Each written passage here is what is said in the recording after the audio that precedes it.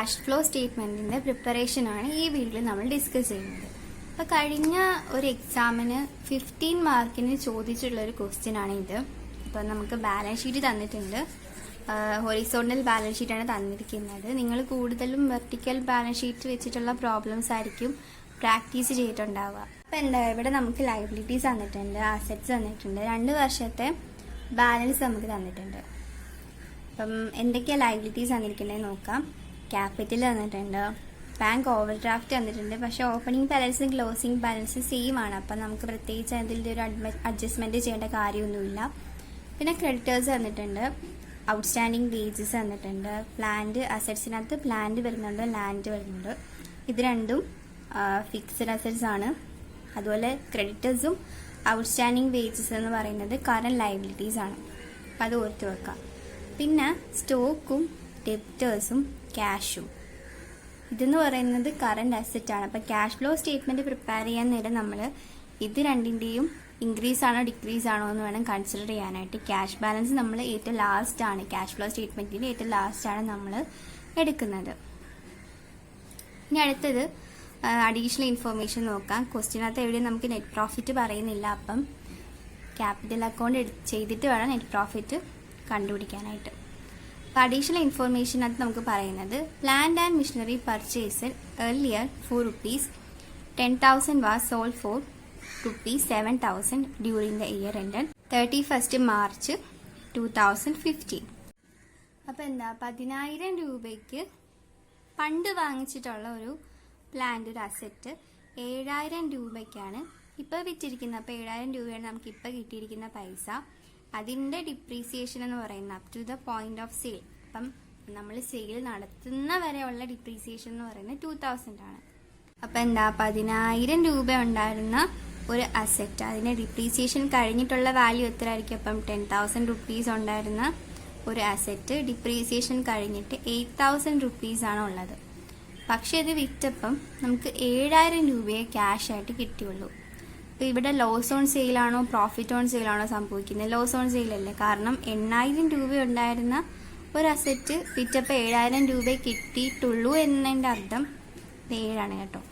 7,000 രൂപയെ കിട്ടിയിട്ടുള്ളൂ എന്നതിൻ്റെ അർത്ഥം നമുക്ക് 1,000 രൂപ നഷ്ടപ്പെട്ടു എന്നാണ്. അപ്പോൾ 1,000 രൂപ നമ്മൾ പ്രോഫിറ്റ് ആൻഡ് ലോസ് അക്കൗണ്ടിലേക്ക് ട്രാൻസ്ഫർ ചെയ്യണം. പിന്നെന്താ accumulated depreciation on plant and machinery and land and building പേർ 15,000 and 20,000 റെസ്പെക്റ്റീവ്ലി. അപ്പോൾ ഇങ്ങനെ നമുക്ക് അക്യുമുലേറ്റഡ് ഡിപ്രീസിയേഷൻ ഒരു അഡ്ജസ്റ്റ്മെന്റ് ആയിട്ട് അല്ലെങ്കിൽ അഡീഷണൽ ഇൻഫോർമേഷൻസ് ആയിട്ട് ഇങ്ങനെ ഔട്ടർ കോളം, അതായത് ബാലൻസ് ഷീറ്റിലല്ലാണ്ട് വെളിയിലാണ് തരുന്നത് എന്നുണ്ടെങ്കിൽ ഈ ഒരു വാല്യൂ എന്ന് പറയുന്നത് ഡിപ്രീസിയേഷനും കഴിഞ്ഞിട്ടുള്ള എമൗണ്ട് എന്നാണ് അർത്ഥം. നമുക്ക് ഒന്നെങ്കിൽ ഈ ഒരു അക്യുമുലേറ്റഡ് ഡിപ്രീസിയേഷൻ ഇതിന്റെ കൂടെ ആഡ് ചെയ്തിട്ട് ഡിപ്രീസിയേഷൻ പ്രൊവിഷൻ കണ്ടുപിടിച്ച് അതിൻ്റെ പിന്നെ ഈ അക്യുമുലേറ്റഡ് ഡിപ്രീസിയേഷൻ അക്കൗണ്ടിലേക്ക് ട്രാൻസ്ഫർ ചെയ്തിട്ട് പ്രിപ്പയർ ചെയ്യാം. ഇല്ലാന്നുണ്ടെങ്കിൽ ഈ ഒരു എമൗണ്ട് തന്നെ ഡയറക്റ്റ് നമുക്ക് എടുത്തിട്ട് ചെയ്യാം.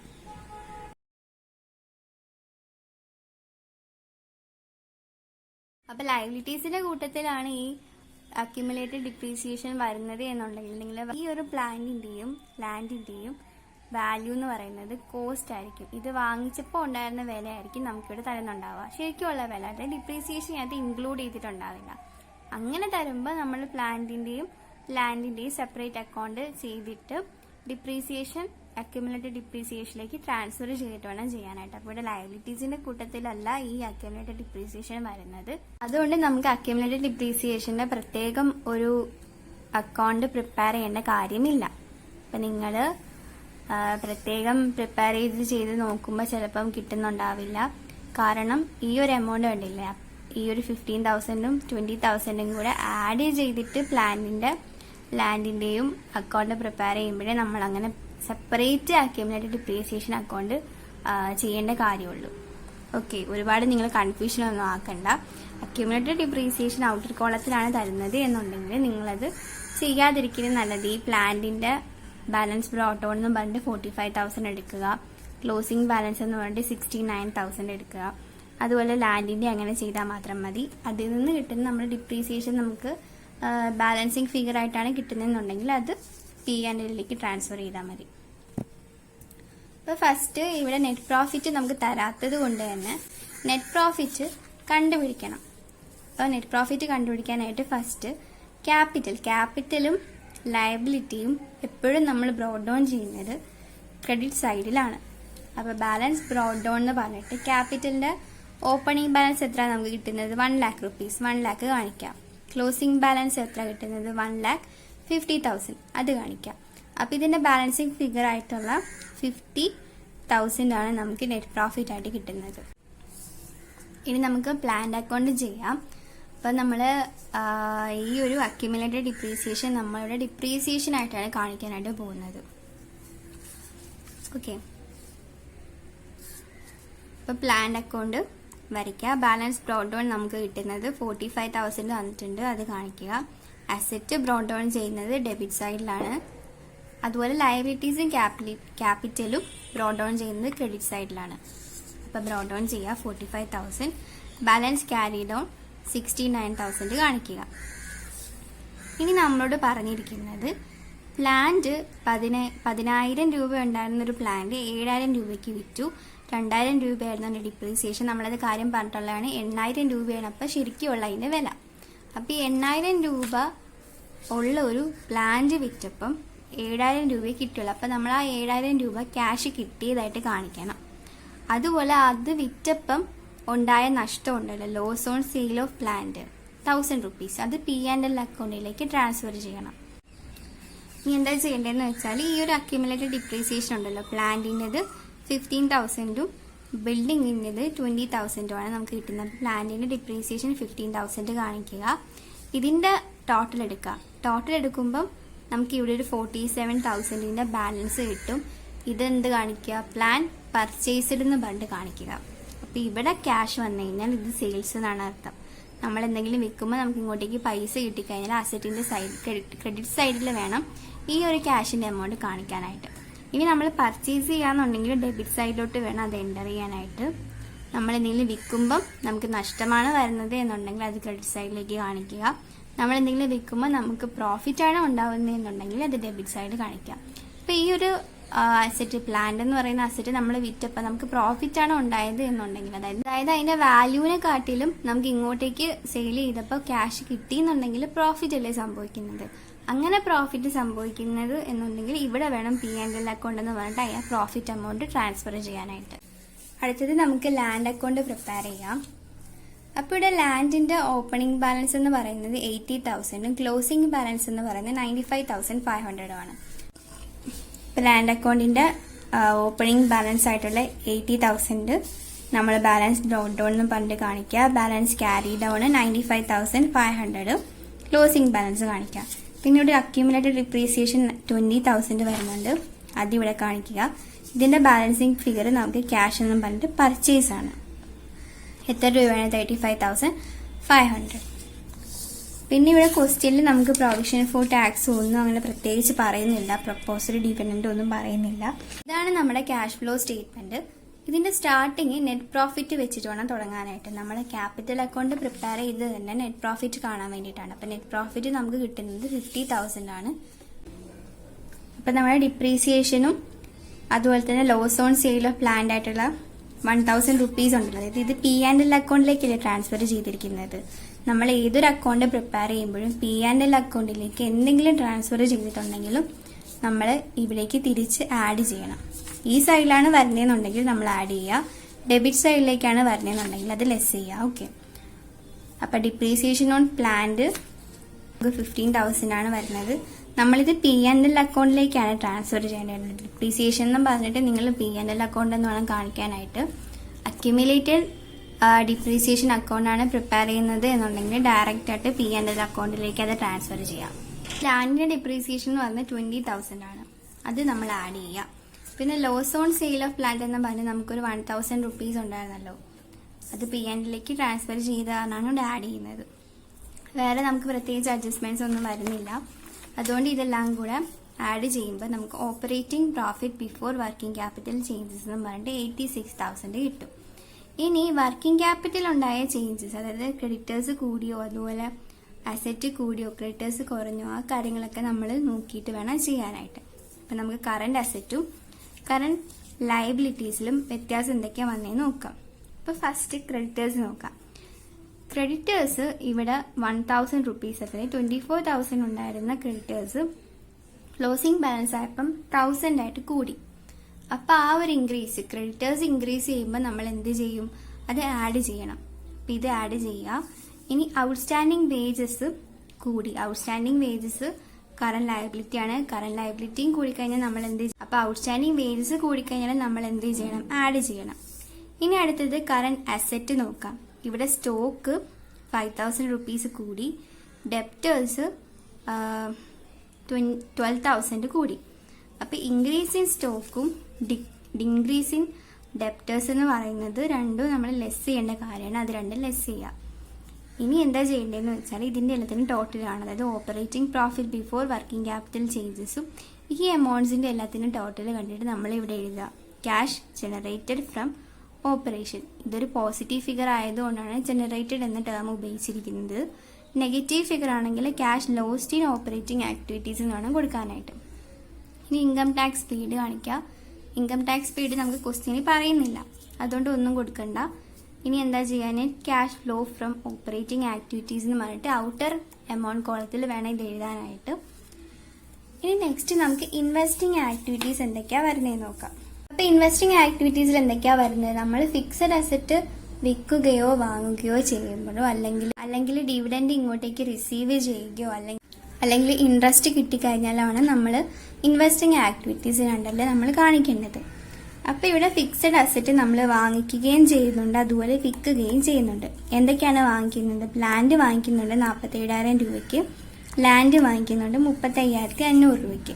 അത് രണ്ടും വാങ്ങിക്കുമ്പോൾ നമ്മുടെ കയ്യിലെ പൈസ പോവുകയാണ് ചെയ്യുന്നത്, പേയ്മെന്റ് അടുത്തല്ലേ, അതുകൊണ്ടാണ് നമ്മളിത് ബ്രാക്കറ്റ് കാണിക്കുന്നത്. പിന്നെ പ്ലാന്റ് നമ്മൾ 7,000 രൂപയ്ക്ക് വിൽക്കുന്നുണ്ട്, അത് ആഡ് ചെയ്യുക, ഇങ്ങോട്ടേക്ക് കിട്ടല്ല ചെയ്യുന്നത്, അതുകൊണ്ട് ആഡ് ചെയ്യാം. ഇനി നോക്കുക ഫൈനാൻസിങ് ആക്ടിവിറ്റീസ് വല്ലതും ഉണ്ടോന്ന്. ഫൈനാൻസിങ് ആക്ടിവിറ്റീസിൽ വരുന്ന കാര്യങ്ങളൊക്കെ എന്തൊക്കെയായിരുന്നു, issue of shares, redemption of debentures, interest on debentures, interim dividend paid, അങ്ങനത്തെ കാര്യങ്ങളൊന്നും ഇവിടെ പറയുന്നില്ല. അതുകൊണ്ട് നമുക്ക് ഫൈനാൻസിങ് ആക്ടിവിറ്റീസ് ഒന്നും വരുന്നില്ല. അപ്പൊ net cash user in investing activities എന്ന് പറഞ്ഞിട്ട് ഇതിന്റെ ടോട്ടൽ എടുക്കാം. ഇതൊരു നെഗറ്റീവ് ഫിഗർ ആയതുകൊണ്ടാണ് യൂസഡ് ഇൻ എന്ന് കാണിക്കുന്നത്. പോസിറ്റീവ് ഫിഗർ ആണെങ്കിൽ ഫ്രം എന്ന് പറഞ്ഞിട്ട് net cash flow from investing activities എന്ന് പറഞ്ഞിട്ട് വേണം കൊടുക്കാനായിട്ട്. ഫൈനാൻസിങ് ആക്ടിവിറ്റീസ് നമുക്ക് ഒന്നും ഇല്ലാത്തത് കൊണ്ട് തന്നെ അവിടെ നില്ല് കൊടുക്കാം. അപ്പം എന്താ ചെയ്യേണ്ടത്, ഈ ഒരു 70,500 നിന്ന് 75,500 കുറച്ച് കഴിഞ്ഞാൽ കിട്ടുന്ന 5,000 നെഗറ്റീവ് ഫിഗർ ആണ്. അപ്പൊ net increase in cash and cash ഇക്വലൻസ് എന്ന് പറഞ്ഞിട്ട് ആ ഒരു എമൗണ്ട് കാണിക്കാം. ഇനി നമുക്ക് ഓപ്പണിംഗ് ക്യാഷ് ബാലൻസ് 10,000 വരുന്നുണ്ട്. അപ്പൊ ഇതിന് ഡിഫറൻസ് കിട്ടുന്ന 5,000 തന്നെയാണ് നമുക്ക് ക്ലോസിംഗ് ക്യാഷ് ബാലൻസ് ആയിട്ട് കിട്ടുന്നത്. അപ്പം ക്രോസ് ചെക്ക് ചെയ്ത് നോക്കാം, നമുക്ക് കറക്റ്റ് എമൗണ്ട് തന്നെ കിട്ടിയിട്ടുണ്ട്. അപ്പം നിങ്ങൾ ചെയ്ത ക്യാഷ് ഫ്ലോ സ്റ്റേറ്റ്മെന്റ് കറക്റ്റ് ആണോ എന്ന് മനസ്സിലാക്കാനായിട്ട് ഈ ഒരു ക്ലോസിംഗ് ബാലൻസ് നമ്മൾ ചെയ്ത് നോക്കുമ്പോൾ കിട്ടുന്ന എമൗണ്ട് എന്നാണോ ഇവിടെ കിട്ടിയെന്ന് നോക്കിയാൽ മതി. അടുത്ത ക്വസ്റ്റ്യൻ നമുക്ക് നോക്കാം. ഇവിടെ ഒരു വെർട്ടിക്കൽ ബാലൻസ് ഷീറ്റാണ് നമുക്ക് ഇവിടെ തന്നിരിക്കുന്നത്. Parkins limited supplies the following balance sheet as on 31st December 2016 and 17. ഇപ്പം ബാലൻസ് ഷീറ്റ് നമുക്ക് ഷെയർ ക്യാപിറ്റൽ തന്നിട്ടുണ്ട്, reserves and surplus, non current liabilities, current liabilities എല്ലാം നമുക്ക് തന്നിട്ടുണ്ട്. അപ്പൊ നമുക്ക് വേണ്ട കാര്യങ്ങൾ എന്തൊക്കെയാന്ന് നോക്കാം. അപ്പം ആദ്യം അഡ്ജസ്റ്റ്മെന്റ്സ് ഒക്കെ വായിച്ചു നോക്കാം. Dividends amounting to ₹3,500 were paid during the year 2016-17. അപ്പം നമുക്ക് ആദ്യം ഇങ്ങനെ ഒരു ക്വസ്റ്റ്യൻ കിട്ടുമ്പം പ്രപ്പോസ്ഡ് ഡിവിഡൻഡ് എന്നും പറഞ്ഞിട്ട് എന്തെങ്കിലും തന്നിട്ടുണ്ടോ നോക്കാം. അതായത് ഷോർട്ട് ടേം പ്രൊവിഷന്റെ അണ്ടറിലാണ് അത് വരുന്നത്. പ്രപ്പോസ്ഡ് ഡിവിഡൻഡ് എന്തെങ്കിലും വന്നിട്ടുണ്ടോ എന്ന് നോക്കാം. പ്രപ്പോസ്ഡ് ഡിവിഡൻഡ് ഒന്നും നമുക്ക് വന്നിട്ടില്ല. അങ്ങനെ എന്തെങ്കിലും തന്നിട്ടുണ്ടെങ്കിൽ നമ്മൾ ആദ്യം ഡിവിഡൻഡ് പ്രപ്പോസ്ഡ് എത്രയാണോ ആ ഒരു എമൗണ്ട് കാണണം. അങ്ങനെ തന്നിട്ടുണ്ടെങ്കിൽ ആ എമൗണ്ട് ആയിരിക്കും P&L അക്കൗണ്ടിലേക്ക് ആഡ് ചെയ്യേണ്ടത്. അപ്പൊ അങ്ങനെ ഒരു പ്രപ്പോസ്ഡ് ഡിവിഡൻഡ് എന്നും പറഞ്ഞിട്ടൊരു ഹെഡ് തരാത്തത് കൊണ്ട് ഈ ഒരു എമൗണ്ട് ആയിട്ടുള്ള 3,500 നമ്മൾ P&L അക്കൗണ്ടിലേക്ക് ആഡ് ചെയ്യണം. പ്രപ്പോസ്ഡ് ഡിവിഡൻഡ് ഉണ്ടായിരുന്നെങ്കിൽ ആ ഒരു dividend proposed for the period year എന്നും പറഞ്ഞിട്ട് ആ ഒരു എമൗണ്ട് വേണം P&L അക്കൗണ്ടിലേക്ക് ആഡ് ചെയ്യേണ്ടത്. ആ വർഷം നമ്മൾ കൊടുത്ത ഡിവിഡൻഡ് P&L അക്കൗണ്ടിൽ കാണിക്കത്തില്ല. പക്ഷെ അങ്ങനെ ഒരു ഐറ്റം, അതായത് പ്രപ്പോസൽ ഡിവിഡൻഡ് എന്നും പറഞ്ഞിട്ട് ഒരു ഐറ്റം തരാത്തത് കൊണ്ട് ഈ ഒരു എമൗണ്ട് ഡയറക്റ്റ് ആയിട്ട് നമുക്ക് കാണിച്ചാൽ മതി. അടുത്തത് ലാൻഡ് വാസ് പർച്ചേസ്ഡ് ഫോർ 10,000. അപ്പൊ നമുക്ക് ലാൻഡിന്റെ ബാലൻസ് നോക്കാം. ടാൻജിബിൾ അസറ്റ് ലാൻഡ് 20,000 ആയിട്ടുണ്ടായിരുന്ന ലാൻഡ് കറണ്ട് ഇയർ ആയപ്പോൾ 30,000 ആയിട്ട് കൂടി. അപ്പൊ 10,000 കൂടി. ആ 10,000 പർച്ചേസ് ചെയ്തതാണ് എന്ന് അവർ ഡയറക്റ്റ് ആയിട്ട് പറഞ്ഞിട്ടുണ്ട്. അപ്പം ലാൻഡ് ഫിക്സഡ് അസറ്റ് പർച്ചേസ് ചെയ്യുമ്പോഴോ സെയിൽ ചെയ്യുമ്പോഴോ അത് എന്തിന്റെ അണ്ടറിലാണ് വരുന്നത്? ഇൻവെസ്റ്റിംഗ് ആക്ടിവിറ്റീസിന്റെ അണ്ടറിലാണ് ആ ഒരു എമൗണ്ട് കാണിക്കേണ്ടത്. അപ്പൊ പർച്ചേസ് ആയതുകൊണ്ടാണ് നമ്മുടെ കയ്യിൽ നിന്ന് ആ പൈസ പോയി. അപ്പൊ ഈ 10,000 നമ്മൾ കുറയ്ക്കണം. അപ്പൊ ഈ 10,000 ഇൻവെസ്റ്റിംഗ് ആക്ടിവിറ്റീസിന്റെ അണ്ടറിൽ നമ്മൾ ലെസ് ചെയ്യണം. അടുത്തത് 5,000 were written off on goodwill during the year. അപ്പൊ 5,000 രൂപ ഗുഡ്വിൽ റിട്ടേൺ ഓഫ് ചെയ്തെന്നാണ് പറഞ്ഞിരിക്കുന്നത്. അപ്പൊ ഗുഡ്വിൽ 10,000 ആയിട്ടുണ്ടായിരുന്ന ഗുഡ്വില് കറണ്ട് ഇയർ ആയപ്പോൾ 5,000 ആയി. അപ്പൊ 5,000 കുറഞ്ഞത് റൈറ്റ് ഓഫ് ചെയ്തതാണ് എന്നാണ് പറഞ്ഞിരിക്കുന്നത്. ഇനിയിപ്പോ ഈ ഒരു അഡ്ജസ്റ്റ്മെന്റ് തന്നിട്ടില്ല എന്നുണ്ടെങ്കിൽ നമുക്ക് ഡയറക്റ്റ് ആയിട്ട് ഇത് ചെയ്യാവുന്നതേ ഉള്ളൂ. പിന്നെ bonds of 6,000 were repaid during the year. Bonds long term borrowings ആയിട്ടുള്ള ബോൺസ്. അപ്പൊ 12,000 കറണ്ട് ഇയർ ഉണ്ടായിരുന്ന ബോൺസ് ഇപ്പൊ 6,000 ആയിട്ട് കുറഞ്ഞു. ഇപ്പൊ ലോങ് ടേം ബോറോയിങ്സ് ആണ്. ഇപ്പൊ 6,000 ആയിട്ട് കുറഞ്ഞെന്ന് വെച്ചാൽ 6,000 രൂപ നമ്മൾ തിരിച്ച് പേ ചെയ്തു എന്നാണ് അതിന്റെ അർത്ഥം. സോ അത് നമുക്ക് ഡയറക്റ്റ് തന്നിട്ടുണ്ട്. 6,000 കുറഞ്ഞത് റീപേ ചെയ്താണെന്നാണ് പറഞ്ഞിരിക്കുന്നത്. ഓക്കെ, അപ്പൊ നമുക്ക് ഈ ഒരു പ്രോബ്ലം ചെയ്ത് നോക്കാം.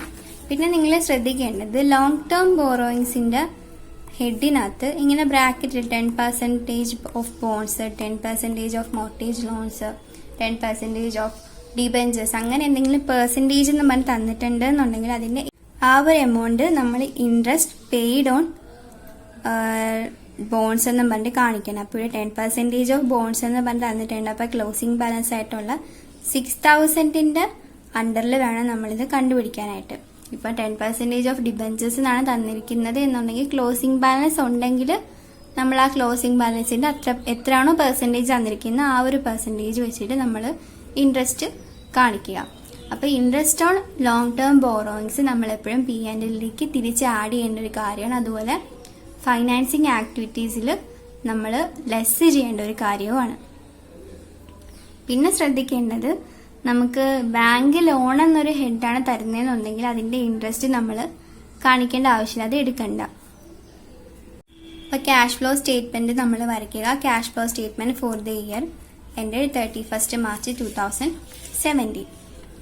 അപ്പൊ പ്രോഫിറ്റ് നമ്മൾ കണ്ടുപിടിക്കണം. Profit closing balance reserves and സർപ്ലസിന് തന്നിട്ടുണ്ട് 10,560. അതിൽ നിന്ന് ഓപ്പണിംഗ് ബാലൻസ് കുറച്ച് കഴിഞ്ഞാൽ നമുക്ക് എന്ത് കിട്ടി?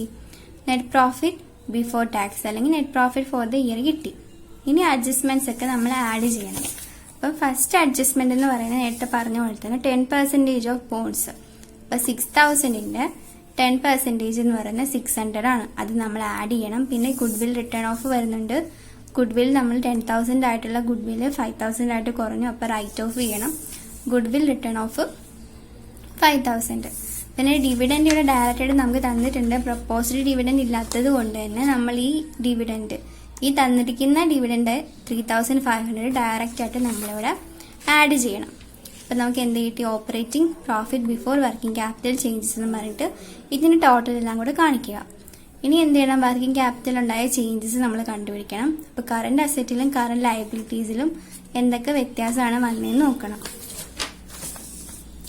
അപ്പം ഈ ഒരു കറന്റ് ലയബിലിറ്റീസ് ഉണ്ടല്ലോ വരുന്ന ട്രേഡ് പേയബിൾസ് നമുക്ക് ഇൻക്രീസ് ആണ് ഉണ്ടായത്. അപ്പൊ കറന്റ് ലയബിലിറ്റീസ് കൂടിക്കഴിഞ്ഞാൽ നമ്മൾ ക്യാഷ് ഫ്ലോ സ്റ്റേറ്റ്മെന്റിൽ അത് ആഡ് ചെയ്യണം. അപ്പൊ ആ ഡിഫറൻസ് നമ്മൾ ആഡ് ചെയ്യണം. പിന്നെ ഷോർട്ട് ടേം പ്രൊവിഷൻ, ഇവിടെ പ്രൊവിഷൻ ഫോർ ബാഡ് ഡെബ്റ്റ്സ് നമുക്ക് ഒന്നെങ്കിൽ കറന്റ് ലയബിലിറ്റി ആയി എടുക്കാം, ഇല്ലെന്നുണ്ടെങ്കിൽ നോൺ കറന്റ് ലയബിലിറ്റി ആയിട്ട് എടുത്തിട്ട് ഈ പ്രൊവിഷൻ ഈ ഒരു 100 നമ്മളിവിടെ ആഡ് ചെയ്താലും കുഴപ്പമില്ല. നമ്മൾ പ്രൊവിഷൻ ഫോർ ടാക്സ് ഒക്കെ അങ്ങനെയാണല്ലോ ചെയ്യുന്നത്, അങ്ങനെ ചെയ്താലും കുഴപ്പമില്ല. അപ്പം increase in short term provision എന്ന് പറഞ്ഞിട്ട് ആ ഡിഫറൻസ് നമ്മൾ കാണിക്കാം. അപ്പം ലയബിലിറ്റീസ് കൂടിക്കഴിഞ്ഞാലും നമ്മുടെ ക്യാഷ് ഫ്ലോ ഇൻക്രീസ് ആവും, അതുകൊണ്ടാണ് ആഡ് ചെയ്യുന്നത്. ഇനി കറന്റ് അസറ്റ് എന്തൊക്കെയാണ് വരുന്നത്? ഇൻവെന്ററീസ് വരുന്നുണ്ട്. ഇൻവെന്ററീസ് കുറഞ്ഞു. അപ്പം സ്റ്റോക്ക് കുറഞ്ഞു കഴിഞ്ഞാൽ എന്ത് ചെയ്യും? നമ്മളത് ആഡ് ചെയ്യണം. അപ്പം ഡിക്രീസ് ഇൻ ഇൻവെന്ററീസ് എന്ന് പറഞ്ഞിട്ട് ആ ബാലൻസിങ് ഫിഗർ നമ്മൾ കാണിക്കുക. പിന്നെ വേറെന്താ വരുന്നത്? ട്രേഡ് റിസീവബിൾസ് കൂടി. അപ്പൊ ആ കൂടിയ എമൗണ്ട് എത്രയാണോ വരുന്നത് അത് നമ്മളിവിടെ ലെസ് ചെയ്യണം. ഇൻക്രീസ് ഇൻ ട്രേഡ് റിസീവബിൾസ് എന്ന് പറഞ്ഞിട്ട് ലെസ് ചെയ്യാം. എന്നിട്ട് ഇതിന്റെ എല്ലാത്തിന്റെ ടോട്ടൽ കാണുക. ഇതൊരു പോസിറ്റീവ് ഫിഗർ ആയതുകൊണ്ട് ക്യാഷ് ജനറേറ്റഡ് ഫ്രം ഓപ്പറേഷൻസ് എന്ന് എഴുതാം. ഇനി ഇൻകം ടാക്സ് പെയ്ഡ്, നമുക്ക് ടാക്സ് പെയ്ഡ് ചെയ്തതായിട്ട് എന്തെങ്കിലും നമ്മുടെ അഡ്ജസ്റ്റ്മെന്റ് പറയുന്നുണ്ടോ? ഇല്ല. അതുകൊണ്ട് നമ്മളിത് എടുക്കണ്ട. അപ്പോൾ ഇവിടെ ഇല്ലെന്ന് കൊടുക്കുക. ഈ ഒരു എമൗണ്ട് നമ്മൾ ഡയറക്റ്റ് ആയിട്ട് ഔട്ടർ കോളത്തിൽ എഴുതുക. 14,900 ഔട്ടർ കോളത്തിൽ എഴുതുക. ഇനി ഇൻവെസ്റ്റിംഗ് ആക്ടിവിറ്റീസ് എന്തൊക്കെയായിരിക്കും വരുന്നത്? നമ്മൾ ലാൻഡ് പർച്ചേസ് ചെയ്തിട്ടുണ്ട്. വേറെ എന്തെങ്കിലും നമ്മൾ പർച്ചേസ് ചെയ്യുന്നുണ്ടോ? ഇല്ല, വേറെ നമ്മൾ പർച്ചേസ് ചെയ്യുമോ? നമുക്ക് ഇങ്ങോട്ടേക്ക് ഇൻട്രസ്റ്റ് കിട്ടുമോ? ഒന്നും ചെയ്തിട്ടില്ല. അതുകൊണ്ട് പർച്ചേസ് ഓഫ് ലാൻഡ് മാത്രമേ നമുക്ക് ഇൻവെസ്റ്റിംഗ് ആക്ടിവിറ്റീസ് വരുന്നുള്ളൂ. നമുക്ക് ഒന്നെങ്കിൽ cash flow from investing activities എന്ന് പറഞ്ഞൊരു ഹെഡിങ് കൊടുത്തിട്ട് വേണമെങ്കിൽ ചെയ്യാം. ഇങ്ങനെ ചെയ്താലും തെറ്റൊന്നുമില്ല. അപ്പം net cash used in investing activities. അപ്പം 10,000 റുപ്പീസ് നെഗറ്റീവ് ഫിഗർ ആണ്. കാരണം നമ്മൾ പർച്ചേസ് ചെയ്ത് കഴിഞ്ഞാൽ നമ്മുടെ കയ്യിൽ നിന്ന് പൈസ പോയി എന്നല്ല അർത്ഥം. അത് നമ്മൾ കാണിക്കുക. ഇനി ഫൈനാൻസിങ് ആക്ടിവിറ്റീസ് എന്തൊക്കെയാണ് വരുന്നത്? Shares issue ചെയ്യുന്നുണ്ടല്ലേ. 70,000 ആയിട്ടുള്ള ഷെയർ ക്യാപിറ്റൽ 74,000 ആയി. അപ്പൊ ആ 4,000 എന്ന് പറഞ്ഞാൽ ഷെയർസ് ഇഷ്യൂ ചെയ്തു. ഷെയർസ് ഇഷ്യൂ ചെയ്തതിന് നമുക്ക് ഇങ്ങോട്ടേക്ക് പൈസ കിട്ടി. അത് നമ്മൾ ആഡ് ചെയ്യണം. ഇനി റിഡംഷൻ ഓഫ് ബോൺസ്. 12,000 രൂപയായിട്ടുള്ള ബോറോയിങ്സ് 6,000 രൂപയായിട്ട് കുറഞ്ഞു എന്ന് വെച്ചാൽ നമ്മൾ ആ ബോൺസ് തിരിച്ച് അടച്ചു എന്നാണ് അർത്ഥം. അപ്പൊ റിഡംഷൻ ഓഫ് ബോൺസ് എന്ന് പറഞ്ഞിട്ട് 6,000 നമ്മൾ തിരിച്ചടയ്ക്കുമ്പോൾ നമ്മുടെ കയ്യിൽ നിന്ന് പൈസ പോകും. അതുകൊണ്ട് അത് ലെസ് ചെയ്യുക. പിന്നെ ഇൻട്രസ്റ്റ് ഓൺ ബോൺസും നമ്മൾ P&L അക്കൗണ്ടിലേക്ക് ആഡും ചെയ്യുന്നുണ്ട്. ഓക്കെ, നെറ്റ് പ്രോഫിറ്റിലേക്ക് ആഡും ചെയ്യണം നമ്മൾ. അതുപോലെ തന്നെ ഇവിടെ ഫൈനാൻസിങ് ആക്ടിവിറ്റീസിൽ ലെസ് ചെയ്യണം. നമ്മൾ ഇത് പേ ചെയ്യണം, അതുകൊണ്ടാണ് ലെസ് ചെയ്യുന്നത്. പിന്നെ ഡിവിഡൻഡ് പെയ്ഡ് 3,500 ലെസ് ചെയ്യുക. ഇതിന് ടോട്ടൽ എമൗണ്ട് നമുക്ക് net cash used in financing activities എന്ന് പറഞ്ഞിട്ട് 6,100 റുപ്പീസ് കിട്ടും. അപ്പം നെഗറ്റീവ് ഫിഗർ ആയതുകൊണ്ടാണ് യൂസ്ഡ് ഇൻ നമ്മൾ കൊടുത്തത്. ഇനി ഇതിൻ്റെ എല്ലാത്തിനും ടോട്ടൽ വേണം. അതായത് 14,900 ലെസ് 10,000 ലെസ് 6,100 ചെയ്യാം. അപ്പം നമുക്ക് എന്ത് കിട്ടി? 1,200 കിട്ടി. ഇതൊരു നെഗറ്റീവ് ഫിഗർ ആണ്. അതുകൊണ്ട് net decrease in cash and cash ഇക്വലൻസ് എന്ന് കൊടുക്കുക. ഇനി നമ്മുടെ ക്വസ്റ്റ്യനകത്ത് ക്യാഷിന്റെ ഓപ്പണിംഗ് ബാലൻസ് ആയിട്ട് 9,000 ഓപ്പണിംഗ് ക്യാഷ് ബാലൻസ് എന്ന് വേണം കൊടുക്കാനായിട്ട്. ക്ലോസിംഗ് ബാലൻസ് 7,800 കിട്ടുന്നുണ്ടോ നോക്കാം. അത് കിട്ടുന്നുണ്ടോ എന്ന് അറിയാനായിട്ട് നമ്മൾ എന്ത് ചെയ്താൽ മതി? ഓപ്പണിംഗ് ബാലൻസിന്റെ കൂടെ ഈ ഇൻക്രീസ് ആണോ ഡിക്രീസ് ആണോ വന്നതെന്നുണ്ടെങ്കിൽ അതും കൂടെ കാണിച്ചിട്ട് ചെയ്യാം. ഇപ്പോൾ ഡിക്രീസ് അല്ലേ വന്നത്. അപ്പോൾ 9,000 നിന്ന് 1,200 കുറച്ച് കഴിഞ്ഞാൽ 7,800 കിട്ടും. അപ്പം അത് തന്നെയാണ് നമുക്ക് ക്ലോസിംഗ് ബാലൻസ് ആയിട്ട് ക്വസ്റ്റ്യൻ തന്നിട്ടുള്ളത്. ഓക്കെ, ഇത്രേ ഉള്ളൂ. അപ്പോൾ ക്യാഷ് ഫ്ലോ സ്റ്റേറ്റ്മെന്റ് പ്രിപ്പയർ ചെയ്യാനായിട്ട് നിങ്ങൾക്ക് എന്തെങ്കിലും ഡൗട്ട് ഉണ്ടെങ്കിൽ താഴെ കമന്റ് ബോക്സിൽ കമന്റ് ചെയ്യില്ലെന്നുണ്ടെങ്കിൽ എൻ്റെ ഇൻസ്റ്റാഗ്രാം ഐഡിയിൽ മെസ്സേജ് ചെയ്യാം.